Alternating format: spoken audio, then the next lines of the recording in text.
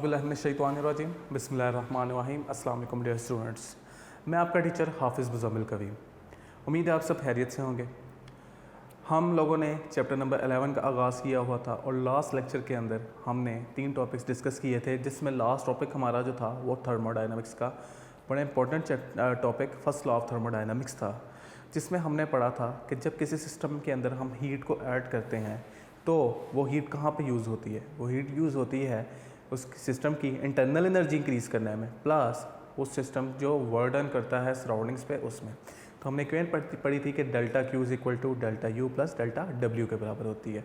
उसके बाद हम लोगों ने आइसोथर्मल प्रोसेस, उसका जो इफेक्ट था उसको पढ़ा था।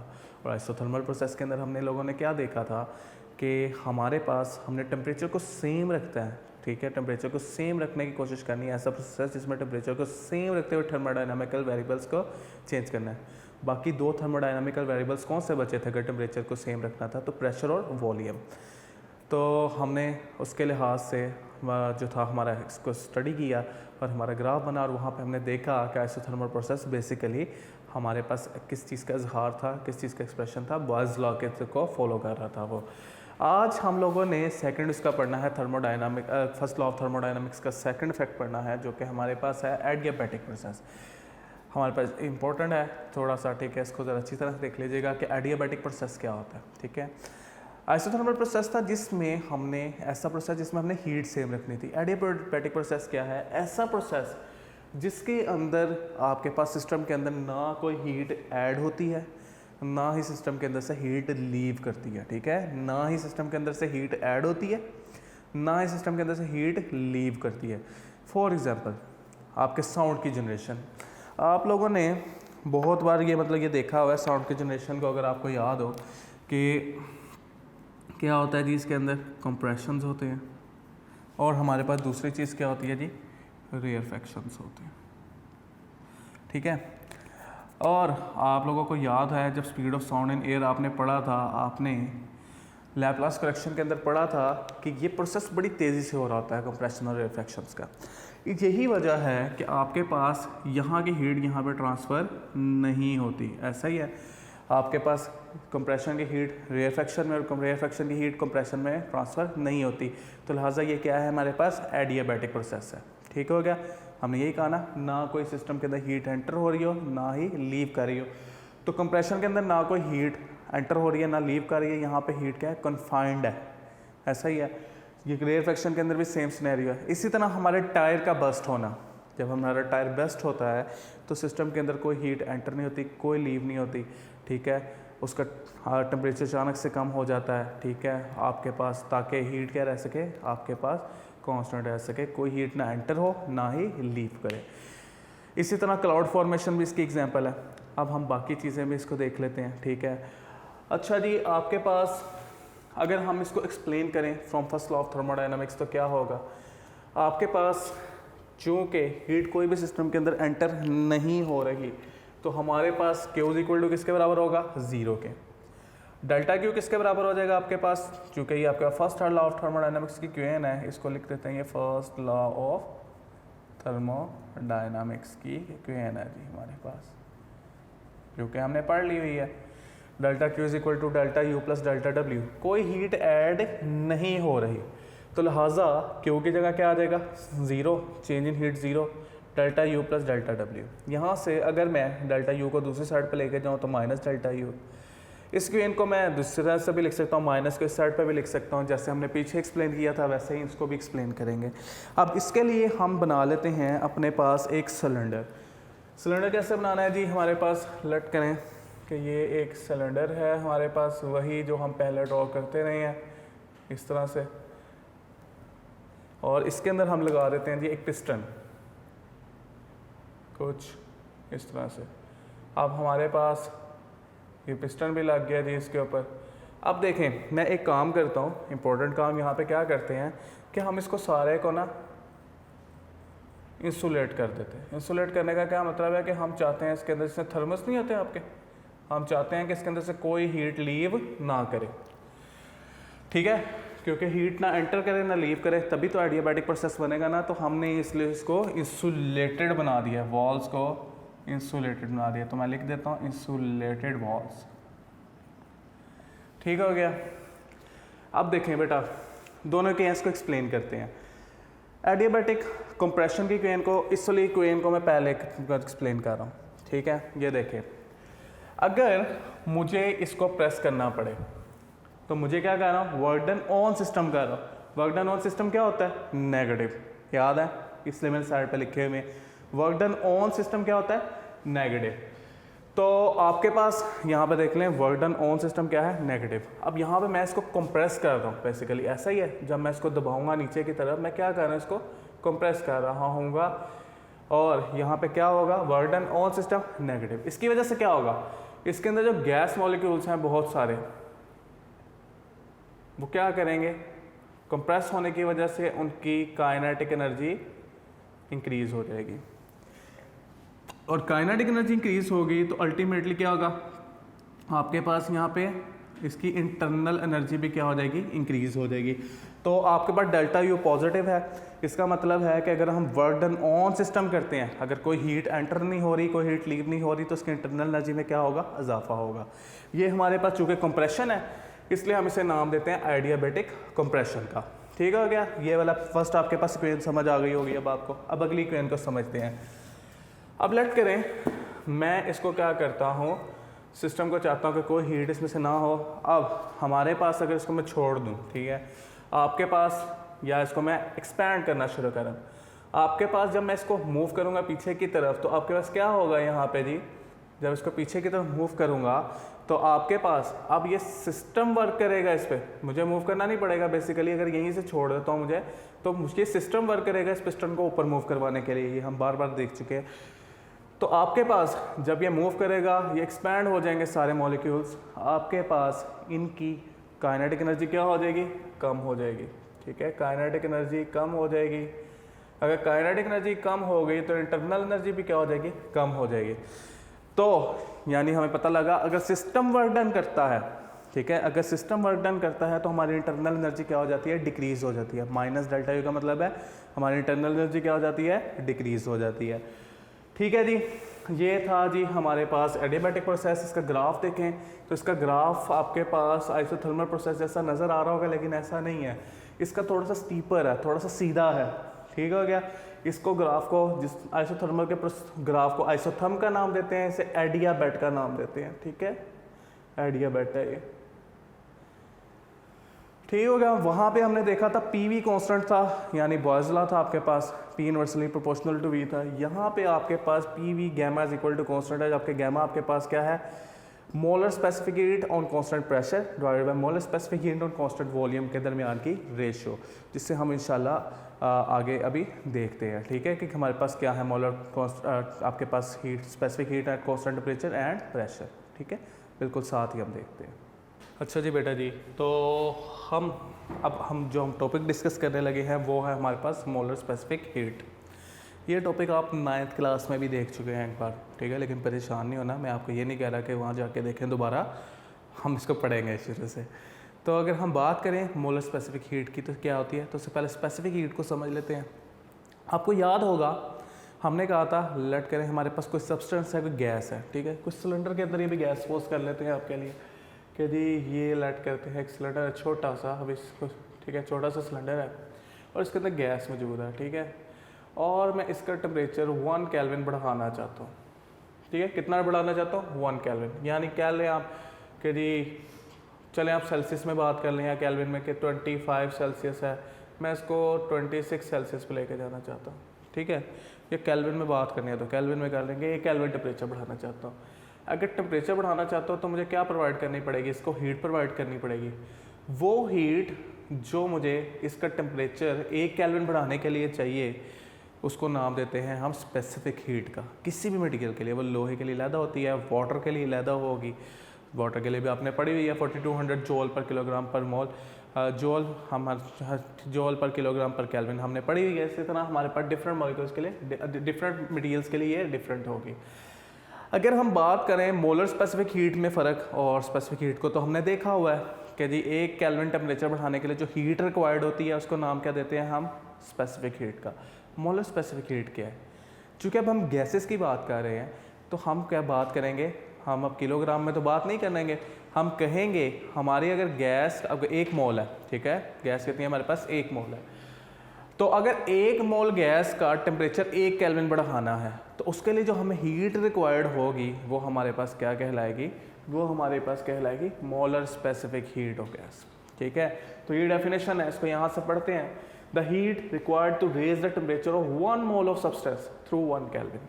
अगर 1 केल्विन टेम्परेचर बढ़ाने के लिए जो हीट रिक्वायर्ड होगी हमारे पास 1 मोल के लिए, वो क्या कहलाएगी हमारे पास वो मोलर स्पेसिफिक हीट कहलाएगी। सी से रिप्रेजेंट किया जाता है जी से।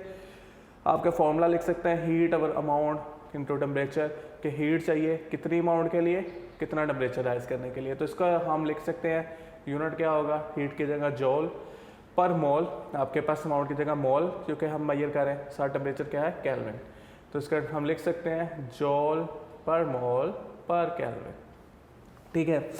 बड़ा इंपॉर्टेंट पॉइंट है जिसको नोट की शक्ल में लिखा है, मैं आपको वहीं से पढ़ के सुनाता हूँ, ठीक है, साथ साथ हम इसको देखते रहते हैं। कहते हैं gases suffer variation in pressure as well as in volume with rising temperature. देखें हम सॉलिड्स को जब हीट अप करते हैं तो उसके लाजमी बात है वॉल्यूम में कुछ ना कुछ डिफरेंस आता है, लेकिन वो इतना विजिबल नहीं होता। लोहे को गर्म करना शुरू करो हल्की सी आंच पे तो वो इतना ज़्यादा एक्सपैंड नहीं होगा, ऐसा ही है, हमें फील ही नहीं होगा कि वॉल्यूम में चेंज आया है। लेकिन गैसेस में ऐसा नहीं है, गैसेस में अगर थोड़ी सी भी वेरिएशन होती है ना तो आपके पास क्या होता है, वॉल्यूम में चेंजिंग आ जाती है, ठीक है, प्रेशर में चेंजिंग आती है। तो यही बात याद करने लगे हैं, गैसेस में variation in pressure as well as in volume with rising temperature. जब टेम्परेचर बढ़ता है तो प्रेशर में डिफरेंस आता है, वॉल्यूम में डिफरेंस आता है। So to study the effect of heating gases either pressure और वॉल्यूम इज केप्ट कांस्टेंट। तो अगर हमने स्टडी करना है गैसेस के में हीटिंग के इफेक्ट को तो या तो हमें प्रेशर कांस्टेंट रखना पड़ेगा या वॉल्यूम कांस्टेंट रखना पड़ेगा, ठीक है, दोनों को इकट्ठे डिस्कस नहीं कर सकते। तो इसलिए हमारे पास 2 तरह के मोलर स्पेसिफिक हीट्स हैं जिनको हम पढ़ने लगे हैं। हमारे पास एक molar specific heat at constant volume और दूसरी है हमारे पास molar specific heat at constant pressure. अगर बात करें हम molar specific heat at constant volume के तो हमारे पास क्या होगा, मैंने कहा ना एक बार वॉल्यूम को कांस्टेंट रखना है, एक बार प्रेशर को, तो सेम डेफिनेशन उठा के आपने ये वाली छाप देनी है पेपर के अंदर, लेकिन साथ क्या आएगा जी कांस्टेंट वॉल्यूम पे। तो the amount of heat required to raise the temperature of 1 mole of gas through 1 Kelvin at constant volume. अब ये मोलर स्पेसिफिक हीट है कांस्टेंट वॉल्यूम, इसलिए इसको सी से और साथ छोटा सा वी लिख के रिप्रेजेंट करेंगे। यूनिट वही जॉल पर मोल पर केल्विन। अगर हीट इसमें कितनी हमें प्रोवाइड करनी है वो देखनी है तो वो हमारे पास Q is equal to n C V delta T, Q is equal to n C delta T से फॉर्मूला बनाया है हमने, ठीक है। जबकि क्यू हीट एडेड है, एन क्या है, कितने आपके पास गैस है, अगर 1 मोल है तो हम एन की जगह 1 लिखेंगे। सी वी आपके molar specific heat, delta T temperature. अच्छा जी, change in temperature, molar specific heat at constant pressure, same definition, the amount of heat required to raise the temperature of 1 mole of the gas through 1 kelvin, लेकिन अब क्या आएगा at constant pressure, denoted by C P. Q P heat कितनी इसके लिए चाहिए जी, Q P is equal to n C P delta T, ठीक है। तो पेपर में बड़ा इंपॉर्टेंट क्वेश्चन आता होता है जी कि प्रूव करें C P minus C V is equal to R के बराबर है, जबकि आर क्या है हमारे पास जनरल गैस कांस्टेंट और उसकी वैल्यू हमें पता है, ठीक है। तो हम इसको देखते हैं, उसके लिए जो हम पहले देखते हैं तो molar specific heat at constant volume की क्यों देखते हैं। आपके पास क्यू वी किसके बराबर है, ये देखें जी, क्यू वी बराबर है हमारे पास n C V delta T. चूँकि n किसके बराबर है, हमारे पास 1 मोल ऑफ गैस को डिस्कस कर रहे हैं, तो हमारे पास क्यू वी एक्चुअल में किसके बराबर होगा, n की जगह 1 आ जाएगा और ये बनेगा सी वी डेल्टा टी के। कोई मसला। अगर इसके लिए मैं first law of thermodynamics use करूँ, from first law of thermodynamics, ठीक है, याद रहे इंपॉर्टेंट लॉन्ग क्वेश्चन है बोर्ड के लिए हमारे पास। From first law of thermodynamics, क्या था जी first law of thermodynamics, delta Q V लिख लेते हैं यहाँ पे, ठीक है। आपके पास delta Q is equal to delta U plus delta W, ठीक है जी। अब ज़रा मुझे एक बात बताएं, कांस्टेंट वॉल्यूम है और हमें पता है कि वर्क हमारे पास किसके बराबर होता है, पी डेल्टा वी के। वॉल्यूम अगर कांस्टेंट है तो वर्क कितना होगा, 0 होगा, ऐसा ही है ना, वॉल्यूम तो चेंज हो ही नहीं रहा तो वर्क कितना होगा हमारे पास 0। तो अगर हम इसको लिखें तो आपके पास डेल्टा क्यू वी बाकी बचेगा किसके, डेल्टा यू के। अब डेल्टा क्यू वी की वैल्यू हमारे पास क्या है, यहाँ से हम लिख सकते हैं जी कि जी ये डेल्टा क्यू वी है हमारे पास, तो आपके पास ये आ जाएगी डेल्टा यू इंटरनल एनर्जी की वैल्यू, इसको इधर लिख लो और डेल्टा क्यू की वैल्यू इधर लिख लो, ये बराबर आ जाएगी सी वी डेल्टा टी के। इसको बोल रहे हैं जी आपकी इक्वेशन नंबर 1। ठीक है, इसके बाद हम बात करते हैं कांस्टेंट प्रेशर पे। आपके पास उस पर भी फर्स्ट लॉ ऑफ थर्मोडायनामिक्स लगाते हैं। ठीक है, eight constant pressure first law of thermodynamics. ठीक है, ये अप्लाई करते हैं इस पर, क्या बनेगा जी हमारे पास। अब हमारे पास क्या थी इक्वेशन, आपके पास डेल्टा क्यू वी बन जाएगी, प्रेशर है तो पी बन जाएगी, delta Q P is equal to आपके पास delta U plus delta W. ठीक है जी, अब इसमें तो कुछ ना कुछ वर्क होगा ना, प्रेशर कांस्टेंट रखेंगे तो वॉल्यूम में कुछ ना कुछ एक्सपेंशन आएगी। डेल्टा क्यू पी की वैल्यू क्या है हमारे पास, यहाँ से हम देख लेते हैं। 1 मोल ऑफ गैस के लिए ये हो जाएगी सी पी डेल्टा टी के बराबर। इंटरनल एनर्जी तो भी हमने फाइंड की, ठीक है, कांस्टेंट वॉल्यूम पे थी, कितनी थी, सी वी डेल्टा टी के बराबर। और वर्क डन का फॉर्मूला हमारे पास हमें पता है किसके बराबर होता है, पी डेल्टा वी के।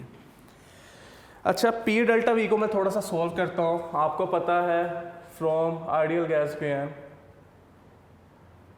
आइडियल गैस इक्वेशन की मदद से आपको पता है कि पी वी किसके बराबर होता है, P V equals to N R T. और for 1 mole of gas, 1 mole of gas के लिए कितना हो जाएगा जी आपके पास, n किसके बराबर हो जाएगा, 1 के, P is equal to R T. अगर मैं टेम्परेचर में चेंज करता हूँ तो वॉल्यूम में भी चेंज आएगा, तो ये हो जाएगा delta we, P delta we और आर डेल्टा टी।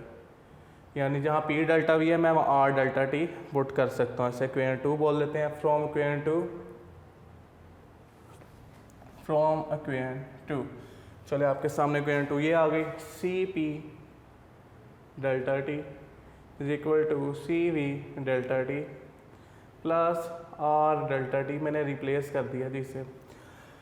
अच्छा जी, अब देखें इसमें क्या कॉमन निकल रहा है, आपके पास C P delta T is equal to, यहाँ कॉमन निकल रहा है डेल्टा टी, अंदर बच रहा है सी वी प्लस आर। ठीक है, डेल्टा टी से cancel, C P is equal to C V plus R के बराबर आ गया। सी वी को मूव कर लें यहाँ पे, C P minus C V equals to R आ गया। यहाँ से हमें साफ साफ नज़र आ रहा है कि वैल्यू जो कि आंसर पॉजिटिव है, यानी सी पी क्या होगा, बड़ा होगा हमेशा किससे, सी वी से। तो it is clear from the statement कि C P is always greater than C V. तो ये है जी हमारे पास मोलर स्पेसिफिक हीट, आपके पास सारा टॉपिक, उसका प्रूव भी हमने कर लिया। हम जो है रिवर्सिबल प्रोसेसेस को देखते हैं, आप जो है अगला टॉपिक खोल लें। तो बेटा जी हमारे पास अब हम पढ़ने लगे हैं जो टॉपिक, वो है हमारे पास reversible and irreversible processes. Topic का नाम लिखना हम भूल गए, पर इसको हम लिख लेते हैं कि जी हमारे पास ये क्या है, रिवर्सिबल एंड इरिवर्सिबल प्रोसेसेस। ठीक है, इजी टॉपिक है हमारे पास, इजी से टर्म है बेसिकली शॉर्ट क्वेश्चन के लिए। अच्छा जी, लट करें, हमारे पास एक पिस्टन है, सिलेंडर है, ठीक है, हमारे पास वैसे ही जैसे हम पहले यूज़ करते आए हैं। और हम क्या करना चाहते हैं, हम इसमें एक्सपेंशन और कंप्रेशन करना चाहते हैं। हम क्या करते हैं, देखिए बेटा एक ग्राफ मैंने प्लॉट किया है, लट करें हम इस टाइम इस पॉइंट पे हैं जो कि पॉइंट ए है हमारे पास। ठीक है, ए पॉइंट से अगर मैं इसको वॉल्यूम को एक्सपैंड, इस टाइम इसका वॉल्यूम लाजमी बात है क्या होगा, वी ए होगा। अगर मैं जाना चाहता हूँ कहाँ पे, वी बी पर, तो मुझे क्या करना पड़ेगा, हीट को ऐड करना पड़ेगा। जब मैं हीट को यहाँ पे ऐड करूँगा, एक हॉट रिजर्वायर लगाऊंगा, इसको हीट प्रोड्यूस करूँगा, यहाँ से क्या होगा, आपके पास आहिस्ता आहिस्ता इसका वॉल्यूम क्या होना शुरू हो जाएगा, प्रेशर कॉन्स्टेंटली चेंज होगा और वॉल्यूम क्या होगा आपके पास चेंज होते हुए वी बी पे आ जाएगा, एक्सपैंड हो गया। यानी हमें यहाँ पे हीट ऐड करना पड़ी। अब अगर हम देखें, अगर मैंने क्या करना है, मैं प्रेशर को डिक्रीज़ करना चाहता हूँ, मैं चाहता हूँ कि प्रेशर डिक्रीज़ हो जाए, वॉल्यूम उतना रहे, तो मुझे हीट अंदर से क्या करनी पड़ेगी, एक्सट्रैक्ट करनी पड़ेगी, जबकि वॉल्यूम को क्या रखेंगे, कांस्टेंट। यानी इसको वहीं पे प्लेस करेंगे और हम यहाँ से हीट क्या कर देंगे, एक्सट्रैक्ट कर देंगे। ठीक है, आपके पास ग्राफ लाइन आएगी यहाँ से, ये बी से सी तक, ठीक है। अब मैं चाहता हूँ कि वॉल्यूम दोबारा से क्या हो जाए, कंप्रेस हो जाए, ये वापस अपनी असल हालत में आ जाए। तो मुझे क्या करना पड़ेगा, मुझे जो है यहाँ पे लाजमी बात है ये इसको डाउनवर्ड मूव करना पड़ेगा। जब हम डाउनवर्ड मूव करेंगे तो हमें यहाँ से क्या करना पड़ेगा, हीट को एक्सट्रैक्ट करना पड़ेगा, क्योंकि हम चाहते हैं वॉल्यूम क्या रहे, कम हो, लेकिन प्रेशर क्या रहे, कांस्टेंट रहे। तो वो हीट को हमने क्या करना पड़ेगा, बाहर निकालना पड़ेगा। तो सी से डी तक आपका ये प्लॉट बनेगा, आपका ग्राफ इस तरह से मूव करता है यहाँ पे आएगा। अगर मैं चाहता हूँ कि अपनी इनिशियल पोजीशन पे वापस आ जाए, तो इसी पॉइंट पे वॉल्यूम को कांस्टेंट रखते हुए मुझे दोबारा से क्या करना पड़ेगा, हीट को ऐड करना पड़ेगा, ठीक है। हम मैं इसको इसी जगह प्लेस करके हीट ऐड करूँगा, ये वापस आ जाएगा ए पे। ये एक साइकिल बन गया, ऐसा ही है। यानी इस प्रोसेस में क्या किया, हमारे पास हमने टोटल जो साइकिल के बाद हमने जनरेट, एक्सपेंशन, कंप्रेशन के बाद हमने देखा कि आपका सारा ग्राफ जो था वापस अपनी जगह पे आ गया। तो ऐसा प्रोसेस आपके पास जिसमें हमारे पास सिस्टम को वापस अपनी असल हालत में लाया जा सके, उसको नाम देते हैं जी हम साइक्लिक प्रोसेस का, ठीक है। जिस तरह हमारे पास पानी को बर्फ़ में चेंज करना, बर्फ़ को दोबारा से पानी में चेंज करना, ठीक है। ये आप लोगों ने देखा है कि एक हालत से दूसरी हालत में जाते हैं, दोबारा दूसरी हालत से पहली हालत में वापस आया जा सकता है। ये हमारे पास क्या है, साइक्लिक प्रोसेस है। तो succession of events which bring the system back to its initial state condition, ठीक है, साइक्लिक प्रोसेस है। अब हम पढ़ते हैं कि रिवर्सिबल प्रोसेस क्या होता है। अभी मैंने आपको लिक्विफिकेशन के बारे में बताया कि जिस तरह पानी को बर्फ़ में चेंज करना, ठीक है, हमें क्या करना पड़ेगा, पानी को बर्फ़ में चेंज करने के लिए उसके अंदर से हीट को एक्सट्रैक्ट करना पड़ेगा, वो ठंडी होना शुरू होगी, बर्फ़ बन जाएगी। अगर हमें बर्फ़ को पानी में चेंज करना है, हमें उसमें हीट को ऐड करना पड़ेगा, वो किस में चेंज हो जाएगी, पानी में। ऐसा ही है। तो a reversible process is the one which can be retraced to its initial state without leaving any change in surrounding। हमारे पर रिवर्सिबल प्रोसेस क्या होता है, वो प्रोसेस जिसको हम वापस अपनी असल हालत में ला सकते हैं, सराउंडिंग्स में कोई चेंज ना हो, जितनी ऐड की है उतनी ही, जितनी हीट ऐड की है उतनी एक्सट्रैक्ट करें। तो ये हमारे पास क्या है, रिवर्सिबल प्रोसेस। और वो प्रोसेसेस जिसमें हम सिस्टम को वापस अपनी असल हालत में नहीं ला सकते, वो कहलाते हैं हमारे पास irreversible processes. An irreversible process is one which cannot be retraced in exactly reverse order without producing any change in surroundings, ठीक है। हम वापस इसे अपनी हालत में नहीं ला सकते। फॉर एग्जांपल, जब कोई धमाका होता है, पटाखा वगैरह चलाएं है ना, जब कोई धमाका होता है, एक्सप्लोजन्स होते हैं, क्या आप उस पटाखे को वापस जोड़ सकते हैं? नहीं, एक्सप्लोजन्स को तो वापस नहीं जोड़ा जा सकता। ऐसा ही है। तो ये क्या है, इरिवर्सिबल प्रोसेस है। इसके अलावा अगर आप कोई वर्क डन अगेंस्ट फ्रिक्शन कर रहे हैं, तो आप उसको भी वापस अपनी असल हालत में नहीं ला सकते। ऐसा ही है, फ्रिक्शन के अगेंस्ट कोई काम कर रहे हैं तो आप उससे भी वापस नहीं ला सकते। तो ये भी हमारा क्या हो गया, वो हीट में चेंज हो जाता है आपके पास, ये भी क्या है, इरिवर्सिबल है। तो ये हमारे पास एक टॉपिक हो गया। अब चलते हैं हम नेक्स्ट टॉपिक, जो कि हमारे पास क्या है, second law of thermodynamics. Second law of thermodynamics को पढ़ने से पहले हम इस सवाल का जवाब सोचते हैं कि सेकंड लॉ ऑफ थर्मोडायनामिक्स की ज़रूरत क्यों पड़ी। हमारे पास फर्स्ट लॉ ऑफ थर्मोडायनामिक्स तो है ना, ठीक है, तो सेकंड लॉ की क्यों ज़रूरत पड़ी। देखिए बेटा, फर्स्ट लॉ ऑफ थर्मोडायनामिक्स था कि जब हीट ऐड करते हैं किसी सिस्टम में, तो उसमें क्या होता है, इंटरनल एनर्जी में चेंज आता है, plus work done by the system होता है। लेकिन हमें ये तो पता ही नहीं था कि जो हीट फ्लो करती है वो किस डायरेक्शन में फ्लो करती है। ऐसे ही हम कहते थे हीट एडेड टू सिस्टम, हमारे पास क्या पॉजिटिव हीट आपके पास एक्सट्रैक्टेड फ्रॉम सिस्टम नेगेटिव है, लेकिन ये तो पता ही नहीं था कि हीट फ्लो किस तरफ करती है। और दूसरी बात, हमें क्या पता कि हमारे पास कौन सी कंडीशंस हैं जब हमारे पास हीट चेंज होगी मैकेनिकल वर्क में। देखें, हमारे सराउंडिंग्स के अंदर बेशुमार हीट मौजूद है, क्या उसकी मदद से कोई वर्क होता है? नहीं ना। तो कोई ना कोई कंडीशंस तो होनी चाहिए ना। हम कह रहे हैं heat added to system change हो जाती है internal energy plus work done में, तो हमारे सराउंडिंग्स की हीट भी तो आपके पास बेशुमार हीट है ना। तो उस हीट को हम क्यों नहीं यूज़ कर सकते जी हमारे internal energy plus work done में? तो उसका मसाइल है ना कुछ। तो इसको एक्सप्लेन करने के लिए सेकंड लॉ ऑफ थर्मोडायनामिक्स है। इसको हम समझते हैं बेसिकली ये हमारे इंजन्स बनाने के लिए बड़ा ज़रूरी है, ठीक है। जो हम इंजन्स यूज़ करते हैं अपनी गाड़ियों में, मोटरसाइकिल्स में, उसके लिए हम एक इंजन को तो पढ़ेंगे भी, कार्नोट इंजन को, जो हमारे नेक्स्ट लेक्चर के अंदर होगा। आइए इसको देखते हैं कि हमारे पास बेसिकली क्या है, फिर मैं इसको स्टेटमेंट को एक्सप्लेन करता हूँ। देखिए बेटा, कोई इंजन बनाने के लिए अब हीट के फ्लो के डायरेक्शन में आपको यहाँ से समझा देता हूँ, फिर हम इसकी स्टेटमेंट पढ़ेंगे। यहाँ में मैंने एक हाई टेम्परेचर रेजर्वायर बनाया है जिसका टेम्परेचर T1 है, यानी बड़ा ज़्यादा टेम्परेचर है इसका। मैं हाई टेम्परेचर रेजर्वायर का क्या मतलब है, इसका क्या है, टेम्परेचर बड़ा ज़्यादा है, हाई टेम्परेचर रेजर्वायर, ठीक हो गया। इसमें इस टाइम हीट है Q1 के बराबर। और याद रहे, दूसरा एक और टेम्परेचर रेजर्वायर बनाया जो है लो टेम्परेचर रेजर्वायर, जो ठंडा मतलब आप जिसको समझ लें, ठीक है, यहाँ पे इतना समझ लें, यहाँ जी आग जल रही है, यहाँ पे बर्फ़ है, और आपके पास टेम्परेचर T1 ग्रेटर है टेम्परेचर T2 से, ठीक है। T1 बड़ा है, लाजमी बात है, हाई टेम्परेचर ज़्यादा होता है। मैं यहाँ पे एक इंजन ड्रॉ किया, वर्किंग सब्सटेंस आप समझ लें, इंजन समझ लें। देखें बेटा, हीट कहाँ से कहाँ ट्रांसफ़र करती है? हीट आपके पास ट्रांसफ़र करती है हाई टेम्परेचर से किस तरफ? लो टेम्परेचर की तरफ, ऐसा ही है। तो यहाँ से हीट आपके इंजन से होते हुए कहाँ जाएगी? लो टेम्परेचर की तरफ। अगर मैंने लो टेम्परेचर रेजरवायर ना रखा होता तो मेरे पास क्या ये इंजन वर्क कर सकता था? नहीं। तो अब जब ये इंजन वर्क करेगा तो मुझे आउटपुट के तौर पे क्या मिलेगा? यहाँ पे वर्क मिल जाएगा, ठीक है। तो मुझे पता चला कि अगर मैंने इंजन को डेवलप करना है, सेकंड लॉ ऑफ थर्मोडायनामिक्स के मुताबिक, मैंने अगर इंजन को डेवलप करना है तो अगर हाई टेम्परेचर रेजरवायर है तो लो टेम्परेचर रेजरवायर होना चाहिए ताकि आप हीट को फ्लो करवा सकें। हमारे सराउंडिंग्स की हीट की बात की थी ना, हमारे सराउंडिंग्स में क्योंकि हीट एक जैसी रहती है, आपके पास लो टेम्परेचर कहीं पे नहीं होता, ठीक है, तो वो शिफ्ट नहीं करती, हम इंजन नहीं बना सकते वहाँ पे हम आम एनवायरनमेंट के अंदर, ठीक है। तो आपके पास हाई टेम्परेचर रेजरवायर से लो टेम्परेचर रेजरवायर की तरफ हीट जाएगी, ठीक है, और हमारे पास यहाँ से कुछ हीट के आपके पास कन्वर्ट हो जाएगी, बाकी की कुछ किस में कन्वर्ट हो जाएगी? वर्क डन में। यही सेकंड लॉ ऑफ थर्मोडायनामिक्स है, जिससे हमारे पास लॉर्ड कैल्विन्स की स्टेटमेंट हमारी बुक में मेंशन है, उसको हम पढ़ने लगे हैं। कहता है it is impossible to make a heat engine, कहता है ऐसा इंजन बनाना नामुमकिन है which converts all the heat absorb from hot reservoir into work without rejecting any heat to sink. कहता है जो तमाम हीट को कन्वर्ट करे वर्क में, कहता है ऐसा इंजन बनाना नामुमकिन है जो तमाम हीट को कन्वर्ट करे वर्क में, ठीक है। बल्कि वो क्या करती है, कुछ हीट ने लो टेम्परेचर रेजरवायर में जाना ही जाना है, ठीक है, सिंक होना ही होना है लो टेम्परेचर रेजरवायर में। यही वजह है कि हमारे जो इंजन्स की एफिशिएंसी है, अगर मैं बात करूं कि आपके पेट्रोल इंजन की एफिशिएंसी, इसकी भी लिख लेते हैं, पेट्रोल की एफिशिएंसी है हमारे पास, और डीजल की भी लिख लेते हैं, ठीक है। पेट्रोल इंजन की एफिशिएंसी 25% होती है, यानी आप जितनी बाकी की सारी हीट में कन्वर्ट हो जाती है, और डीजल की होती है आपके पास 35 to 40%, ठीक हो गया। ये है जी हमारे पास एफिशिएंसीज आपके पास।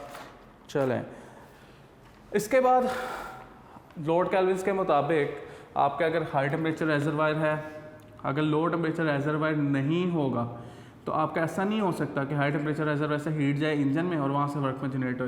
ये प्रोसेस पॉसिबल नहीं है, ठीक है। आपकी बुक इसे साइड इंफॉर्मेशन में मेंशन करती है कि ऐसा कोई प्रोसेस पॉसिबल नहीं है जिसमें हाई टेम्परेचर रेजरवायर से डायरेक्ट हीट इंजन में जाए जबकि लो टेम्परेचर रेजरवायर मौजूद ना हो। अच्छा जी, ये तो इंजन हो गया ना। इसी तरह का एक आपको ज़्यादा इंफॉर्मेशन दे देते हैं कि इसका रिवर्स प्रोसेस जो है ना वो हमारे पास रेफ्रिजरेशन कहलाता है।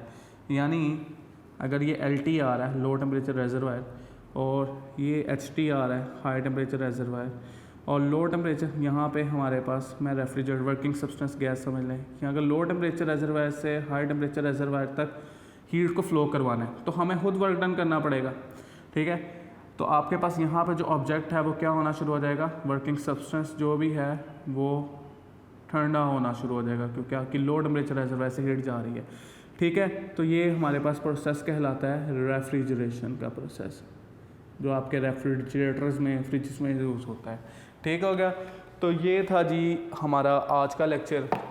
इंशाल्लाह नेक्स्ट लेक्चर के अंदर हम अपने लास्ट टॉपिक को देखेंगे जो कि हमारे पास इस चैप्टर का ALP के मुताबिक, एक्सेलरेटेड लर्निंग मुताबिक, प्रोग्राम के मुताबिक हमारा लास्ट टॉपिक है कार्नोट इंजन। इंशाल्लाह तब तक अपना बहुत ख्याल रखिएगा। आज के लिए इतना ही। फ़ी अमान अल्लाह, अस्सलाम वालेकुम, अल्लाह हाफ़िज़।